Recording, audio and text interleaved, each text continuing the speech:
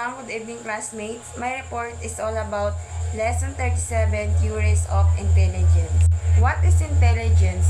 Intelligence involves the ability to acquire knowledge, reason logically, solve problems, and adapt effectively. It is a mental aptitude related to thinking and learning from experience. Intelligence daw ay ito yung kakayahan nating matuto mula sa mga bagong bagay at kung paano rin tayo mag-isip ng maayos. At ito rin ay konektado sa kung paano tayo mag-isip. Next naman is assessing intelligence.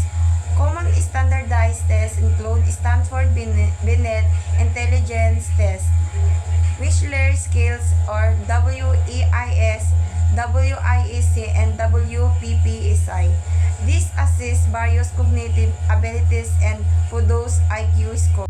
Designed for ages 2 to 24, measures intelligence through age-based tasks, IQ formula, mental age or chronological age. Ito ay para sa mga batang 2 taon hanggang sa 24 taong gulang. So, sinusukat daw ang talino mo sa pamamagitan ng mga gawain na naayon sa edad mo. Next is Wechsler Skills. 3 main versions: WIS or adults, WIEC or children 6 to 16, WPPSI or preschool 4 to 6, includes verbal and performance subtests. Here are the types of intelligence.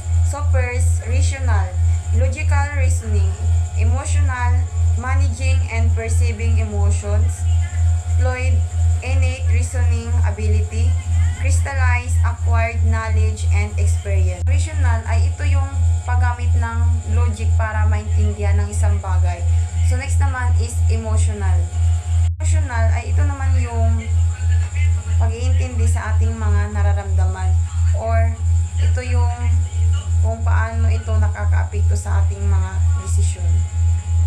Ang fluid naman ay ito yung bilis natin mag-isip at umintindi ng mga bagong bagay.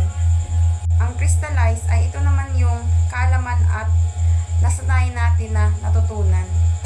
Next is Sternberg's Triarchic Theory, proposed by Robert Sternberg, focuses on how people process and apply information. So, 3 components: analytic, number 2 creative, and number 3 practical. So, first, analytic intelligence involves reasoning, problem solving, and analyzing. So, components. First is meta-components or planning, performance components, execution, knowledge is acquisition components or learning. So, ang analytic intelligence ay ito yung kakayahan nating mag-analyze or mag-solve ng mga problem. Number 2 naman is creative intelligence, also called experiential intelligence, involves generating new ideas and using experience to solve problems related to innovation and adaptability. Ang creative intelligence is ito yung kakayahan natin na mag-isip ng bagong idea. And number 3, practical intelligence, also called contextual intelligence, focuses on everyday problem solving and adapting to the environment. Ang practical intelligence is ito naman yung kakayahan natin gamitin ng ating kaalaman para malutas ang mga problema. Next naman is Triarchic Theory Summary. Analytic, analyzing problems, creative, generating ideas, practical, applying knowledge in real life. Next is Gardner's Multiple Intelligences, proposed by Howard Gardner, 1983. Intelligence is in multi-dimensional, not a single entity. Identified 8 types of intelligence. So, ayon kay Howard Gardner, ang talino daw ay hindi lang isa. May iba't ibang mga uri nito. So, number 1 is linguistic. Number 2, logical, mathematical. Number 3, spatial. Number 4, musical. Number 5, bodily kinesthetic.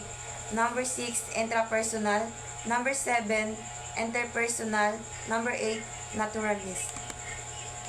5K components: recognize emotions, Number 2, manage interpretations. Number 3, motivate oneself. Number 4, recognize others' emotions. Number 5, manage emotions effectively. Okay, that's all. Thank you.